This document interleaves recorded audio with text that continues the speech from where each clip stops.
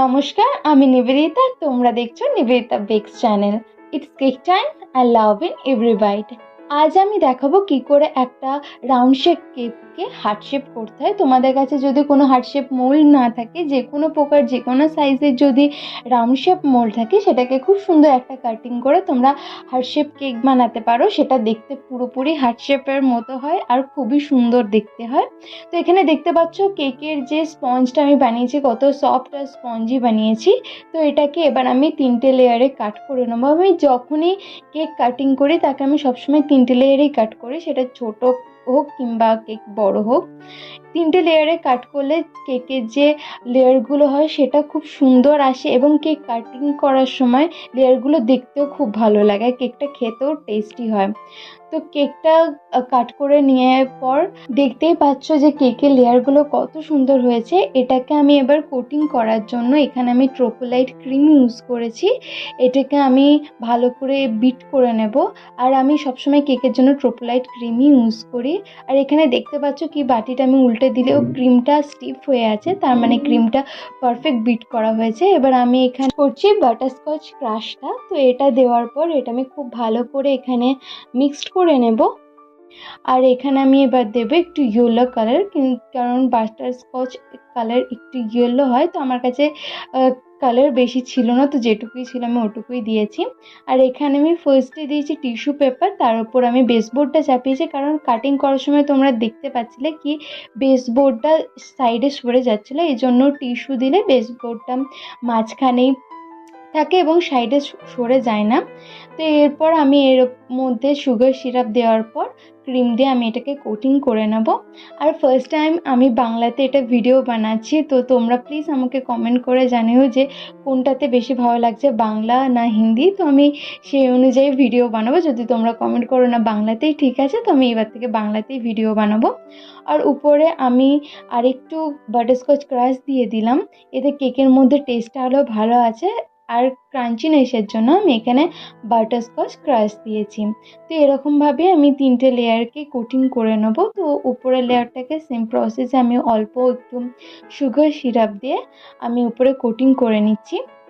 আর কোটিংটা কেকের জন্য খুব ইম্পর্টেন্ট, কারণ কেক যখন আমরা কাট করি তখন যে ক্রাম্বসগুলো থাকে, কোটিংটা যদি ভালো না হয়, আমরা যখন লাস্ট ফিনিশিং করি ক্রাম্বসগুলো বেরিয়ে আসে। তো ভালো করে কোটিং করার পর এটাকে কিছুক্ষণ ফ্রিজে রেখে দিতে হবে, যাতে ভালো করে এটা সেট হয়ে যায়।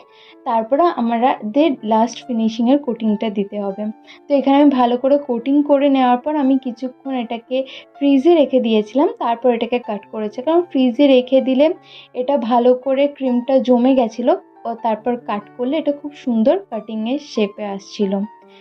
এবার আমি কেকটাকে 4 ভাগে মার্ক করে নেব। মার্ক করার পর আমি নিচে কেকটাকে ভি শেপে কেটে নেব। আর কেক যখন আমি কাটবো তখন যেন কেক চিল্ড থাকে আর কেক যেন সফট হয়, নাহলে কাটার সময় প্রচণ্ড অসুবিধা হয়। এই জন্য ক্রাম কাট করার পরও আধ ঘন্টা মতো ফ্রিজে রাখার পর তবেই তোমরা কেকটাকে কাট করবে। তো এক সাইডে কাট করার পর আমি আর এক সাইডটাও কাট করে নিচ্ছি। এবার যে বাকি অংশটা আছে সেটা আমি বেসবোর্ড থেকে একটু মিডলের থেকে নিচের দিকে সরিয়ে নেবো, কারণ হার্ট শেপ যেহেতু উপরের দিকে আমাদের একটু বেশি স্পেস দরকার হবে। কেকে যে আমি পিস দুটো কেটেছিলাম সেগুলোকে আমি উপরে যে রাউন্ড শেপটা আছে সেখানে 2 সাইড আমি দিয়ে দিয়েছি। এবার আমি এটাকে ক্রিম দিয়ে ভালো করে কোটিং করে নেবো, যাতে এটা কেকের সঙ্গে ভালো করে স্টিফ হয়ে থাকে। তো কোটিং করার পর আমি একে কিছুক্ষণ ফ্রিজের মধ্যে রেখে দিয়েছিলাম।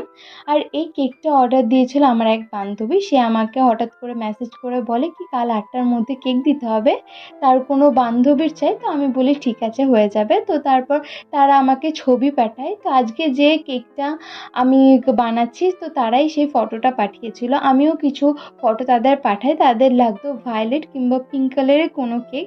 এবার আমি কেকটাকে প্রপার হার্ট শেপ দেওয়ার জন্য আমি মিডিলে একটু ভি শেপ করে কেটে নেব। কেটে নেওয়ার পর এটাকে অল্প ক্রিম দিয়ে কোটিং করে নেব। তো আজকে এই কেকের যে ডিজাইনটা বানাবো সেটাও তারা আমাকে যে ছবিটা পাঠিয়েছিল, তো আমি সেই ডিজাইনটাই বানিয়েছিলাম। তো এই ডিজাইনটা বানানোর জন্য আমি খুব এক্সাইটেড ছিলাম, কারণ আমি প্রচুর ডিজাইনটার ছবি দেখেছি কিন্তু কোনোদিনও আমার কাছে এই ডিজাইনটা বানানোর অর্ডার আসেনি। এবার আমি সেকেন্ড কোটিংটা করে নেব। সেকেন্ড কোটিংটা করার জন্য আমি পাইপিং ব্যাগে ক্রিম নিয়ে নিয়েছি এবং ক্রিম নেওয়ার পর আমি কেকের সাইডে ভালো করে এটা দিয়ে দেবো। আমি যখনই যে কোনো কেক বানাই না কেন আমি পাইপিং ব্যাগের মধ্যে ক্রিম দিয়েই আমি সেকেন্ড কোটিংটা করি। তাতে আমার মনে হয় যেন খুব তাড়াতাড়ি আর খুব স্মুথলি আমার সেকেন্ড কোটিংটা হয়, আর ফিনিশিংও খুব সুন্দর আসে, কারণ সেকেন্ড কোটিংয়ে ফিনিশিং আসা খুব জরুরি। আর যেহেতু হার্ট শেপের কেক, তো ফিনিশিং আসতে একটু অসুবিধা হয়।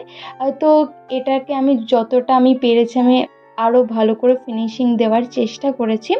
করার পর উপরে যে কোটিংটা আমি দেবো, সেকেন্ড কোটিংটা আমি বেশি পরিমাণে ক্রিম দিয়ে দেবো না, কারণ এটার যে ডিজাইনটা আছে সেটা একটা রোজের ডিজাইন। তো খুব অল্প পরিমাণে ক্রিম দিয়ে আমি উপরের কোটিংটাকে করব। কোটিংটাকে করার পর যে এক্সট্রা ক্রিমটা থাকবে আমি সেটা কেক থেকে বার করে নেবো। এটা ছিল 1 পাউন্ডের, তো এটা আমি ভালো করে উপরে সেকেন্ড কোটিং করে নেওয়ার পর একটি রোজ নজলস দিয়ে আমি এখানে একটা রোজ বানিয়ে নেব। আর সেই দিন জানি না কিসের জন্য, খুব গরমের জন্য হবে, ক্রিম প্রচণ্ড পরিমাণে গলে যাচ্ছিলো। এটা আমি থার্ড টাইম ক্রিমটাকে বিট করেছিলাম, তারপর এই আমি রোজের যে প্যাটেলসগুলো ওগুলো বানাতে পারছিলাম। আর ক্রিম যদি ঠিক করে বিট না করা হয় তাই রোজের প্যাটেলসগুলো ঠিক করে আসে না, ওর যে শেপটা থাকে সেই শেপও ঠিক করে করা যায় না। তো এখানে আমি পুরো ডিজাইনটা দেখাতে পারিনি, কারণ ভিডিও যেহেতু করছিলাম লাইটও জ্বলছিলো, তো সেই কারণে ক্রিম প্রচণ্ড পরিমাণে গলে যাচ্ছিলো। তো আমি পুরো প্যাটেলস করে নেওয়ার পর তারপরে আমি আবার ভিডিও স্টার্ট করেছিলাম। তো এখানে আমি দিচ্ছিলাম হোয়াইট চকলেটকে একটু গ্রেট করে নিয়েছিলাম। গ্রেট করার পর আমি কেকের চারি সাইডে দিয়ে দিয়েছিলাম। এটা দেওয়ার পর কেকের লুকটা পুরোটাই চেঞ্জ হয়ে গেছিলো, আর দেখতেও কেকটা খুব সুন্দর লাগছিলো। তো তারপর আমি এখানে গোল্ডেন পাউডার নিয়েছিলাম, উপর থেকে একটু স্প্রেড করে দিয়েছিলাম যাতে কেকের উপর একটু গ্লেজিনেসটা আসে। উপরে আমি ছোট ছোট হোয়াইট বলসও দিয়ে দিয়েছিলাম। আর এই ভিডিওটা কেমন লাগলো প্লিজ জানিও, আর লাইক শেয়ার সাবস্ক্রাইব করো।